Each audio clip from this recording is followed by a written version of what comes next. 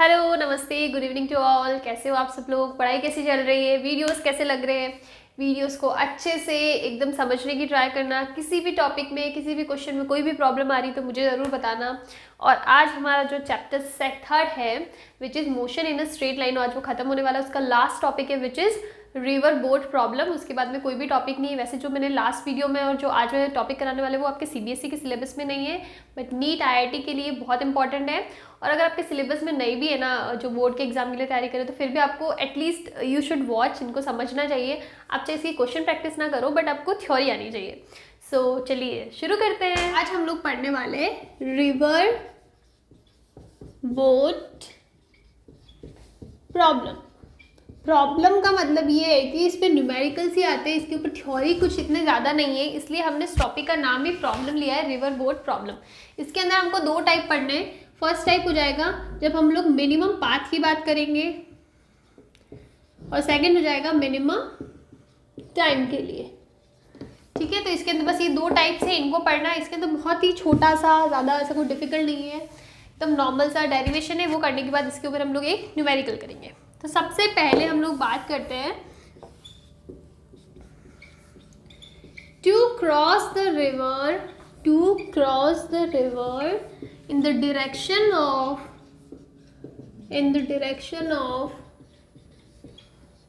minimum path।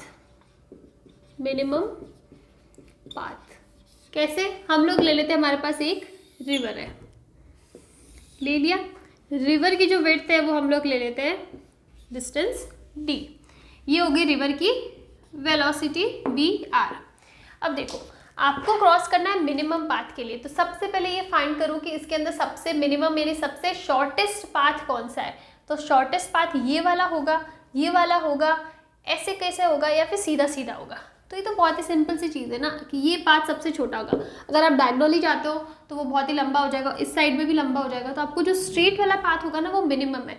तो मतलब हमको बाकी चीज़ हमको कुछ पता नहीं, लेकिन हमको ये पता है कि हमको जाना सीधा सीधा ही है। ठीक है, अब आप चीज़ देखो कि यहाँ पे रिवर की भी कुछ वेलोसिटी है। वो किसी वेलोसिटी, चाहे कम है चाहे ज़्यादा है, लेकिन उसकी वेलोसिटी है। रिवर एक जगह पर ठहरी हुई रहती है क्या? या तो वो सूख जाती है जब पानी नहीं होगा, लेकिन जब उसके अंदर पानी है तो फ्लो तो होगा ही ना, वो आगे तो जाती है। ऐसा तो नहीं एक जगह पड़ी है तो बस पड़ी है, कुछ भी नहीं हो रहा उसके अंदर। तो इसका मतलब रिवर की कुछ वेलोसिटी है। तो अगर मैं सीधा, मुझे जाना सीधा ही है, मतलब मुझे लेना रास्ता यही वाला ही है, तो अगर मैं ऐसे जाऊँगी ना तो इसकी वेलोसिटी की वजह से मुझ पे इस साइड पे फोर्स लगेगा। तो फोर्स लगेगा तो मैं ऐसे जाते जाते कहीं ना कहीं ऐसा चला जाऊँगा, विच इज़ वेरी ऑब्वियस ना। इस डायरेक्शन में वेलोसिटी है रिवर की, उसकी वजह से फोर्स लगेगा, और फोर्स लगेगा तो मेरी जो ऐसे डायरेक्शन है ना वो ऐसे हो जाएगी। लेकिन हमको तो जाना सीधा सीधा है, तो इसका मतलब हम लोग ऐसे नहीं कर सकते। तो इसका क्या सोल्यूशन है? इसका सोल्यूशन है कि आप, ये हमारा हो गया वर्टिकल से कुछ एंगल पे जाओ। ये हो गया कुछ एंगल, हम इसको ले लेते हैं VM। क्या आप वर्टिकल ये एंगल ले लो थीटा, कि आप वर्टिकल से किसी एंगल पे जाओ। एंगल कितना है वो हमको नहीं पता, लेकिन आप थोड़ा सा टिल्ट होके इस साइड जाओ। उससे क्या होगा, जब आपके ऊपर इस साइड वेलोसिटी लगेगी ना, तो आप ऐसे चलोगे ना, तो आप वापस जाके ऐसे सीधा हो जाओगे, आप सीधा ट्रैवल कर सकते हो। लेकिन हाँ, इसके लिए एक फिक्स्ड वैल्यू होनी चाहिए थीटा की। आपको पता होना चाहिए कि अगर मैं इतने एंगल थीटा पे जाऊँगा ना, तभी आगे जाके कुछ टाइम में मेरा स्ट्रेट मोशन हो जाएगा, मतलब मैं स्ट्रेट लाइन मिनिमम पाथ पे जा सकता हूँ। तो वो थीटा की पर्टिकुलर वैल्यू आपको पता होनी चाहिए। वो वैल्यू हम लोग कैलकुलेट करेंगे, डिपेंड करती है रिवर की वेलोसिटी पे और मैन की वेलोसिटी पे। अगर वो गिवन है तो हम लोग फाइंड आउट कर सकते हैं। ठीक है, ये चीज़ हो गई।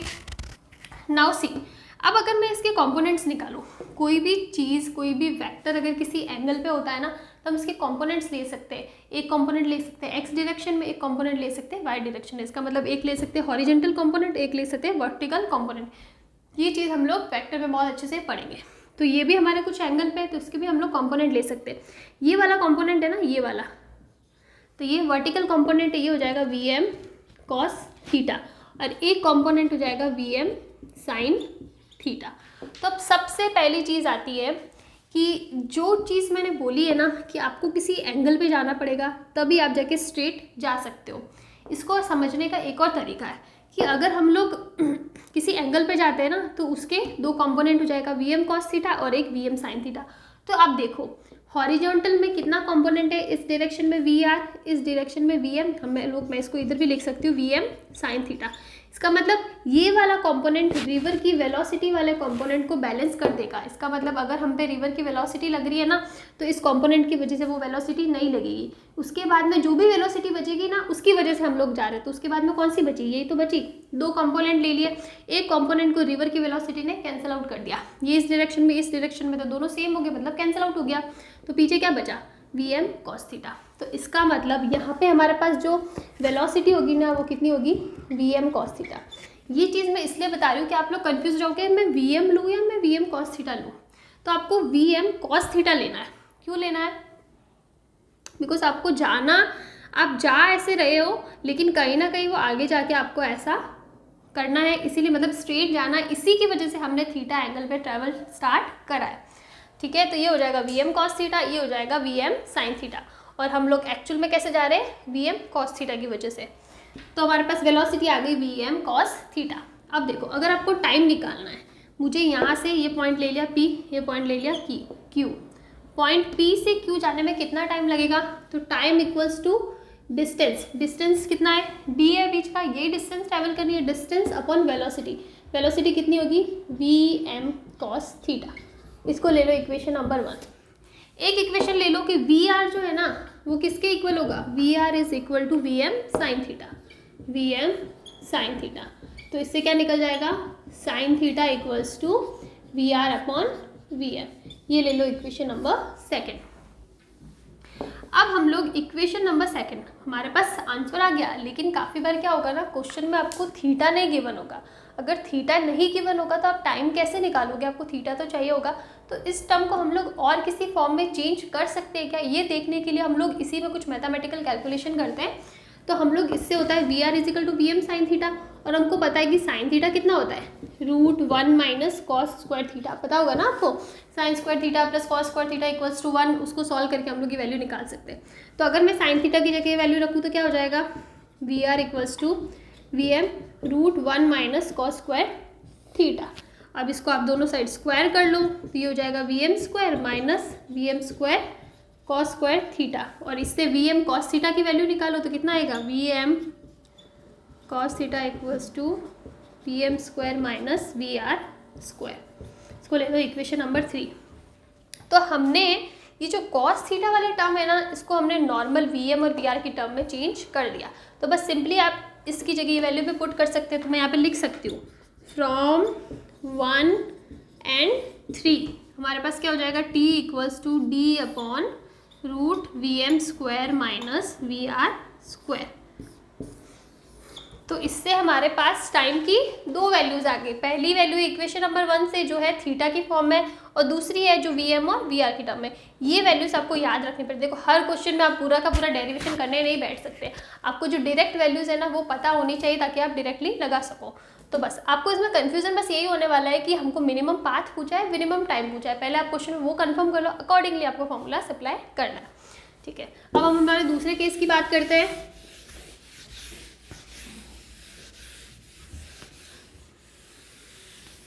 तो हमारा दूसरा केस है to cross the river in minimum time. पहले वाले केस में था कि हमको शॉर्टेस्ट पाथ लेना है। अब हमारा केस क्या है कि हमको कम से कम टाइम में रिवर को क्रॉस करना है। तो अब क्या करेंगे, सिंपल है, आप इधर भी रिवर बना दो। ये आप ले लो, रिवर की वेलोसिटी VR, इसमें कोई चेंज नहीं होगा। ये हमने बीच की डिस्टेंस ले ली D, इसमें कोई चेंज नहीं होगा। अब आप देखो, ये है पॉइंट P, ये है पॉइंट Q। अब यहाँ से किसी ऑब्जेक्ट को पॉइंट Q की तरफ जाना है और कम से कम टाइम लगना चाहिए। तो देखो, ये पाथ सबसे शॉर्टेस्ट है ना, तो अगर वो इसी डायरेक्शन में जाएगा ना, तभी उसका टाइम भी कम से कम लगेगा। तो वो सीधा सीधा जाता है, लेकिन वो सीधा सीधा जाता है, लेकिन इस साइड उस पर क्या लग रही है, वेलोसिटी VR। तो वो कुछ जाना ऐसा चाहता है, लेकिन वो हो कैसा जाएगा, ऐसा हो जाएगा ना। लेकिन उसने वेलोसिटी कौन सी ली है, वेलोसिटी ये मैं ले लेती हूँ VM। चालू इसी से करा है, VM वेलोसिटी से ही चालू करा है। वो अलग बात है कि रिवर की वेलोसिटी की वजह से वो इस साइड चला जाता है। वो Q की जगह Q डैश पॉइंट पे पहुंच जाता है, जो कि Q से कितनी डिस्टेंस पे है, X डिस्टेंस पे। उसने सोचा यही था कि मैं यहाँ से स्टार्ट करूँगा और मैं क्यू तक पहुँच जाऊँगा, लेकिन रिवर की डायरेक्शन की वजह से उसकी वेलोसिटी कुछ ऐसी हो जाती है और वो क्यू डैश तक पहुँच जाता है। फिर यहाँ से वहाँ वो चल के जाता है, दौड़ के जाता है, कोई साइकिल लेके जाता है, कैसे भी जाता है, लेकिन वो यहाँ से यहाँ पहुँचेगा। ठीक है, अब देखो पहले वाले केस में और इस केस में क्या डिफरेंस है। पहले वाले केस में वो एक्चुअल में जाता थीटा एंगल से, ठीक है ना, एक्चुअल में वो थीटा एंगल से ही ट्रेवल करता है, लेकिन यहाँ पे वो स्ट्रेट जाता है। वो बाद में वेलोसिटी की वजह से वो चेंज हो जाता है, वो चीज़ अलग है। ठीक है, तो इसका मतलब यहाँ पे हमारे पास वेलोसिटी कितनी है, वी एम। तो जो टाइम टी है ना, टाइम मिनिमम, यहाँ से यहाँ पहुँचने का टाइम है, यहाँ से यहाँ पहुँचने का टाइम नहीं है, ये यहाँ से यहाँ पी से क्यू डैश तक पहुँचने का टाइम कितना हो जाएगा, distance D upon velocity V M. Simple सा है, इसमें कोई कॉस थीटा साइन थीटा कुछ भी नहीं है, सिंपल सा फॉर्मूला है इसका, ये वाला। ओके, यहाँ तक कोई प्रॉब्लम नहीं है। लेकिन अगर हमको क्वेश्चन में पूछा कि टोटल टाइम क्यू तक आने तक कितना टाइम लगेगा, तो उसके लिए हमको फिर ये एक्स डिस्टेंस भी कैलकुलेट करनी पड़ेगी। तो हमको ये एक्स निकालना पड़ेगा। तो आप ये चीज़ देखो कि जितने टाइम में पार्टिकल पी से क्यू डैश आता है ना, उतने टाइम में तो ये डिस्टेंस क्रिएट होती है ना। स्टार्टिंग में ये एकदम स्ट्रेट जाना चाहता तो यहाँ पे था, जैसे जैसे वो इधर की साइड मुड़ता जाता है वैसे वैसे ये डिस्टेंस बढ़ती जाती होता है। तो बेसिकली जितने टाइम में ये पी से क्यू डैश तक जाता है ना, उतने टाइम में ही ये डिस्टेंस बनी है। तो हम लोग लिख सकते हैं नॉर्मली क्या होता है, X is equal to velocity multiply by time. तो x इक्वल्स टू वेलोसिटी कितनी होगी, ये डिस्टेंस किसकी वजह से क्रिएट हुई है, रिवर की वेलोसिटी की वजह से, क्योंकि रिवर की डायरेक्शन इस साइड थी, इसलिए ये आदमी भी उसी साइड में मुड़ गया। तो इसकी वजह से ये डिस्टेंस क्रिएट हुई है। तो ये वेलोसिटी हो जाएगी वी आर, और टाइम कितना हो जाएगा, जो ऊपर वाला टाइम है मिनिमम, बिकॉज जितने टाइम में यहाँ से यहाँ गया ना, उतने टाइम में ये डिस्टेंस क्रिएट हुई है। तो ये हो जाएगा। अब वैल्यूज पुट कर लो, x equals to V R, T minimum की टी अपॉन वी एम, या फिर आप इसको लिख सकते हो ऐसे। तो बस ये चीज़ है। तो सिंपली आपको इस पूरे के पूरे टॉपिक में 4 फॉर्मूलाज याद होने चाहिए। सबसे पहला टाइम, अगर हम लोग मिनिमम पाथ में जाते हैं तो time t is equal to D upon V M cos theta, या फिर हम इसको लिख सकते हैं D upon root V M square minus V R square. दूसरी चीज़ हमको पता होनी चाहिए V R equals to V M sine theta. तीसरा फॉर्मूला हमको पता होना चाहिए टी मिनिमम का, और चौथा फॉर्मूला हमको पता होना चाहिए एक्स का। अगर ये 4 फॉर्मूलाज आपको पता है और आपको पता है कि कौन सा मिनिमम टाइम के लिए, कौन सा मिनिमम पाथ के लिए, तो न्यूमेरिकल सॉल्व करना बिल्कुल भी डिफिकल्ट नहीं है, आप बहुत इजीली न्यूमेरिकल सॉल्व कर सकते हो। तो बस आपको ये चीज़ याद रखनी है। अब मैं एक न्यूमेरिकल करवाऊंगी जिसपे दोनों के दोनों कॉन्सेप्ट लगेंगे, जिससे आपका ये पार्ट भी कवर हो जाएगा, कॉन्सेप्ट भी क्लियर हो जाएगा। तो हम लोग न्यूमेरिकल करते हैं अब आगे।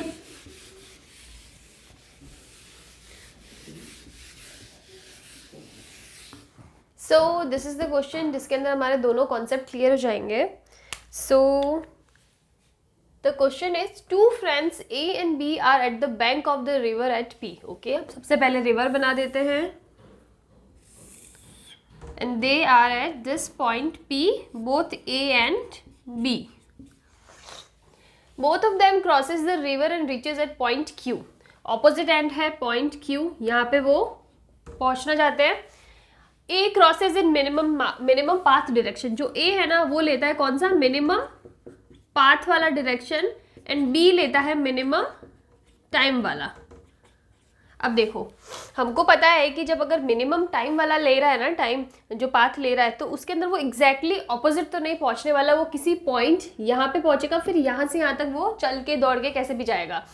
तो क्वेश्चन में गिवन है B reaches at point Q dash, ये Q डैश तक पहुँचता है, which is distance x from Q। ये जो डिस्टेंस है वो हमको गिवन है कितना, x।